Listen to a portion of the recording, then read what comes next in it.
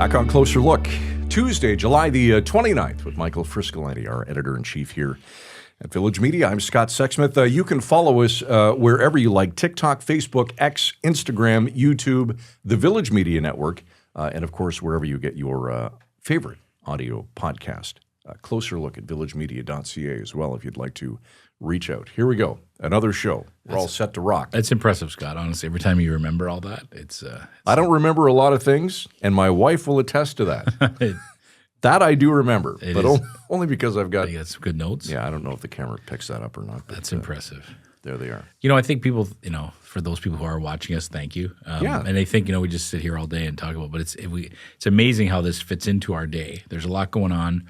Village Media is a growing news network. Lots of local news sites across Ontario, great team of political reporters, both at Parliament Hill and at Queen's Park. And I had so many meetings today with different journalists across the chain about stories that we're following, big pieces that are coming down the pipes, and just the daily journalism we do. And it's when I actually sit down sometimes and kind of catch my breath, it's amazing the kind of work we're doing, and just knowing some of the stuff that's about to come out is super exciting. It's a crazy time. It's a crazy place to work. There's always lots going on, but I will say this is still the best part of the day. Yeah, you like this part the best? Coming down here, I'll tell you, just love it.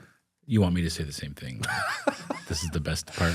I thought I was lobbing you a softball, but apparently swing and a miss. He struck him out. No, it's fun. We've had some great conversation. I have to admit, I'm enjoying the daily format. We were all a bit nervous. I know I've said that already, but I think the daily format's been great. I'm really enjoying the conversations we're having. We've had some great guests. We've talked about some important issues, and I think we've hit the ground running. We certainly have. Today is no exception.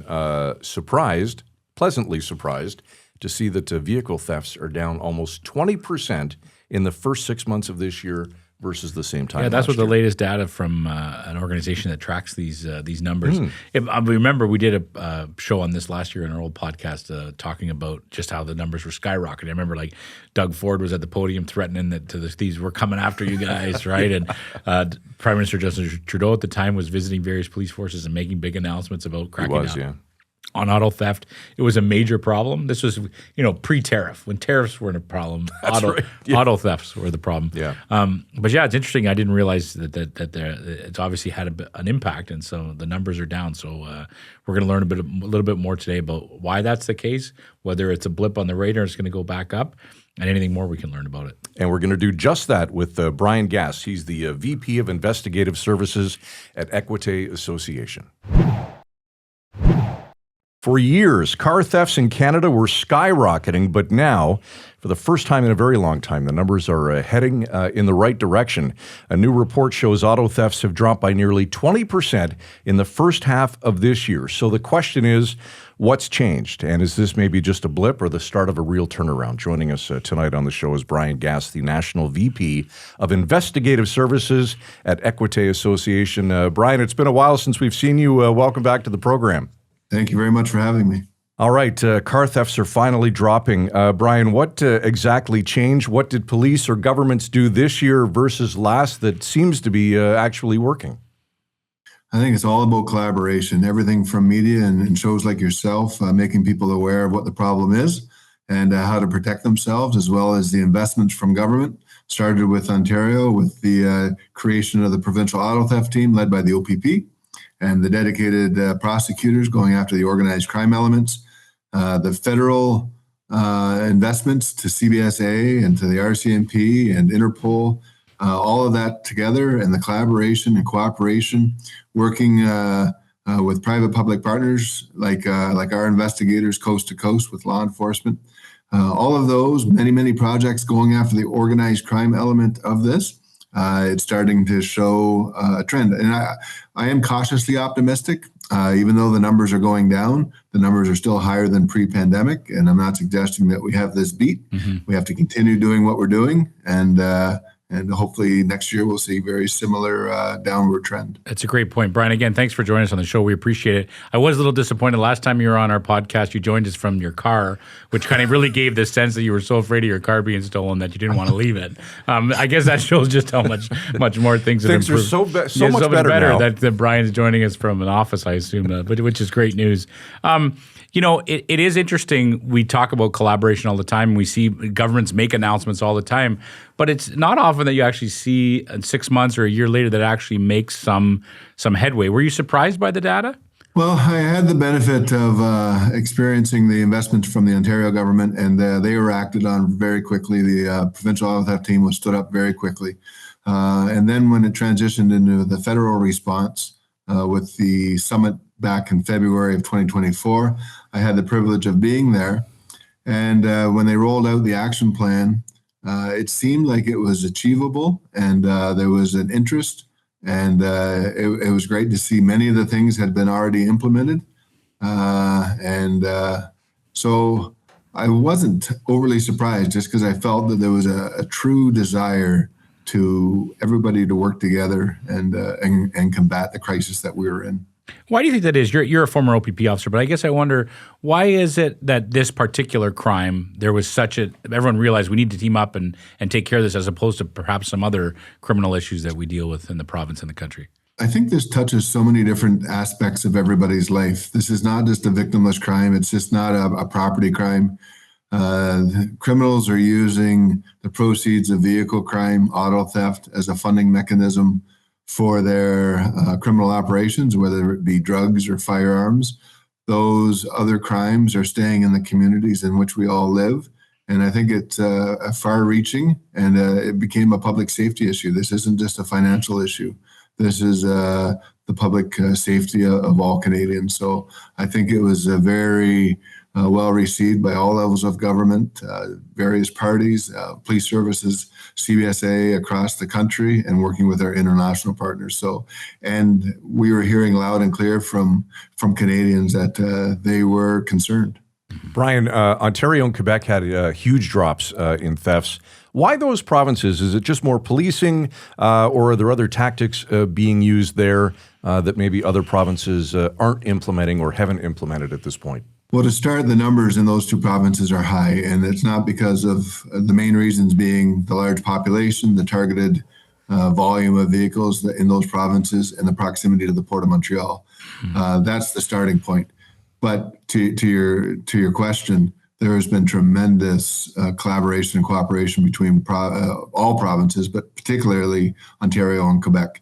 Projects like Project Vector, focused on the Port of Montreal, where Montreal Police, Sûreté, OPP, and other police services and our investigators joined together to combat what was happening at the Port of Montreal, and CBSA have done a great job as well. So there's been a lot of every municipal and regional police have been focused on this, and there's been a lot of good work. And I guess the follow-up to that is, what's the deal with Alberta then? It seems to be a real hotspot. Yeah, Alberta is interesting. It is a trend that we're seeing. I mean, per capita, they have a higher theft rate than Ontario and Quebec. They have a lot of vehicles that are stolen. Historically, they've been older pickup trucks used as crime vehicles, meaning used in the commission of other offenses. And now the new trend that we're starting to see is newer models being stolen, registered into the Alberta registry system. Vehicles from Alberta being sent to Ontario, being shipped out of the eastern ports. So it's a new trend that we're starting to see newer vehicles that are being stolen in Alberta, something that we haven't seen historically. Mm-hmm. To go along with the report, we've also seen a lot of headlines recently about big busts. We've seen the police make some major arrests in terms of organized crime rings and groups doing this. What have you found, or have you taken a look at whether the punishment fits the crime, so to speak, Bryan? What's happening to a lot of these guys getting arrested? Are they getting out the next day on bail, or they're actually getting some severe sentences? Yeah, I mean, unfortunately, the criminal elements still see this as a high reward, low risk. If you get caught with a $100,000 vehicle versus $100,000 in cocaine, you're likely going to prison for cocaine, not so much for the vehicle. Canadian Association of Chiefs of Police are very active on this subject, looking for sentences and bail reform. But that is one good thing, especially in Ontario, where you have the dedicated prosecutors working with the provincial auto theft team, going after the organized crime group. So yes, it's important to go after the common thief that stole the vehicle, but it's also very important to go after the hierarchy of that organized crime group and do a crime disruption of that whole network. Bryan, anybody watching tonight or listening is no doubt wondering, should I be worried? So in that vein, what are the top makes and models of vehicles that thieves are after? Yeah, I mean, really, all vehicles are susceptible, or most vehicles are susceptible, minus some electric vehicles are a little more challenging. But it comes down to the targeted vehicles still remain to be newer SUVs and pickup trucks. Those tend to be really what the focus is, and that's really indicative of what is being sought overseas, as well as the individuals that are transitioning from maybe not exporting, but keeping them domestic. What's old is new again. Chop shops are on the rise, and vehicles being stolen and stripped down and sold part by part, not only to fill domestic demand, but shipping parts internationally as well. Yeah. Bryan, we saw plenty of headlines, I think, last month that there were car thieves arrested on Premier Doug Ford Street, and it actually tried to steal his car. When you saw those headlines, what went through your mind? Yeah, I mean, they're brazen. They're criminals. What they used to do between 2 o'clock and 5 o'clock in the morning, they're now doing in open malls when people are walking by. They have the technology, they have the skill and ability, and it can happen relatively quick.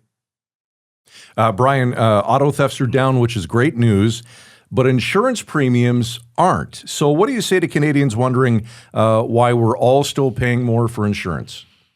And that's an area that's out of sight for me. So, good answer. Équité focuses on our operations with law enforcement and investigations, and when it comes to premiums, that is out of my scope. We'll have to get somebody from the insurance bureau. That's okay, Canada. Bryan. Just give us your thoughts anyway. Whatever you think. Tell us what you really think about it. No, it is interesting what you said about how that used to be done. This is something that used to be done in the middle of the night, and it just seems to be being done 24/7. And I do wonder sometimes if that speaks to the issue of the low risk or whatever it was, that you're not going to really get punished for this. And I believe there was a major bust in Southern Ontario recently where most of the guys were out on bail later that day or the next morning. Yeah, I mean, it is, and it seems to be a reoccurring theme. And I think that's really what the Canadian Association of Chiefs of Police are really driving and pushing for that change. Mm-hmm. Bryan, I remember the last time we had you on the show, we had just watched a video of a car thief holding an antenna up to a front door because most people will hang their car keys by their front door when they walk in the house. And I guess that somehow transferred information from the key fob. So my question is there new advancements that thieves are implementing now, new tricks, tips? What are they using now? What's the newest gadget for them? Yeah, I mean, technology theft is still the predominant method for these high-value vehicles that they're stealing, and really reprogramming attacks. So basically plugging into your onboard diagnostic port, reprogramming a key fob, as well as the relay attacks, which you just mentioned there. They're utilizing, capturing that radio frequency between the key fob and the vehicle, and able to start that vehicle for a one-time event. Bryan, a couple more questions. Thanks again for all your time. What's the key to keeping this trend going of seeing the numbers continue to go down? I think we can learn from this that it is a collaborative effort. Don't work in silos, and I'm not suggesting anybody is. I think the collaboration has been remarkable. Keep that up. Funding is important. Resources for law enforcement is important. Private-public partnerships is important. People's awareness. Don't have a false sense of security. Just take the precautions and continue the path forward without making the mistake thinking that we have this solved and it's fixed and we can move on to other things. And we have to remain focused on this problem so it doesn't creep back up. Bryan, before we let you go, was there anything else from the report that you wanted to speak to or anything else you wanted to mention to the audience? Yeah, I think,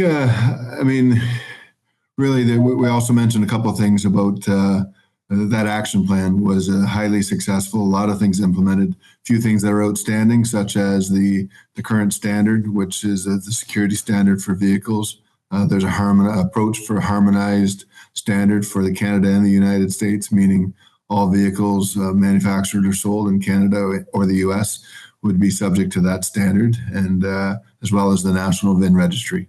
where each province would have an enhanced ability to detect re-VIN vehicles and flag them. Can you talk about that real quick, Bryan? Sorry, that's something that I guess I'm not aware of that. But how do these criminal organizations, they basically give the vehicle a new VIN number and then try to resell it? Yeah, so there's different ways of doing it, and I do my best not to give a how-to guide on to do it, but you can speak at a fairly high level that they basically, the VIN is a 17-digit VIN that is the true identity of the vehicle. They'll take that off, they'll put a false VIN on, and I won't get into how they get that or where they get it from, but essentially they try and mask that stolen vehicle to be legitimize it with a fresh VIN that they've placed on it. And then they register it, whether it be a real vehicle or a ghost vehicle, doesn't exist.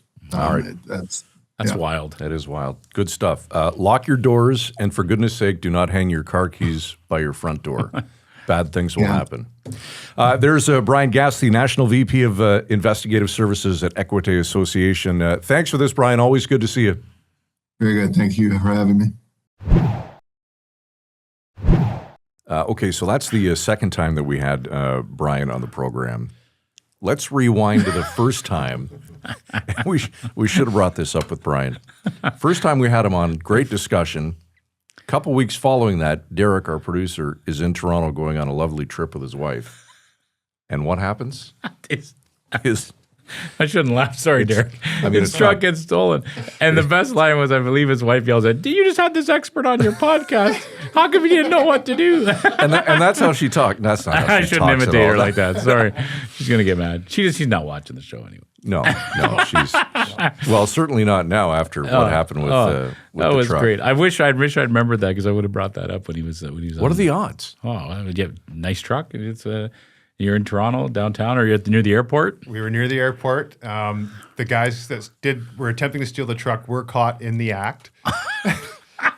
They had smashed the back window out, and the piece of equipment they used to reprogram the key fob was still hanging out of the dash when I drove it home in March from Toronto to Sault Ste. Marie with no back window. That's no back window? No back window. That's a breezy drive, eh? There's some crack detective work right Well, there. luckily, there's a 20% less chance now, Derek, of that happening again. I'll let my wife know. That is great. Well, the good news is they're still married. We shouldn't laugh. We shouldn't laugh. I have to say, I think I mentioned it to Bryan. I was kind of surprised by the numbers. I didn't think that it would be turned around that quick. Yeah. I don't know if that's a combination of all the things he was talking about, or just maybe there were so many auto thefts happening at the time. Well, that they're down a bit. Nonetheless, it's good news and headed in the right direction. That's what I hear. Okay, let's put a bow on this one. We're back tomorrow. TikTok, Facebook, X, Instagram, YouTube, the Village Media Network, and of course Apple. Wherever you get your favorite podcasts. We're all over the place. Yeah. Closer look at villagemedia.ca. Have you ever had your vehicle stolen? That'd be great to let us know. Let us know. Let us know. Or did you steal Derek's vehicle? Please reach out. Or have you stolen one? Either way, we'd like to talk to you. Yeah. Closer look. Tricks of the trade. Village Media. He was pretty tight-lipped on that whole VIN thing. Yeah, that's a great line. I don't want to give a how-to line. That's right. That's a whole other podcast. Closer look at villagemedia.ca. For Michael Friscolanti, I'm Scott Sexsmith. Thanks for watching. We'll see you tomorrow night at 7 on Closer Look. Frisco and Scott's Wardrobe provided in part by Moores, Sault Ste. Marie.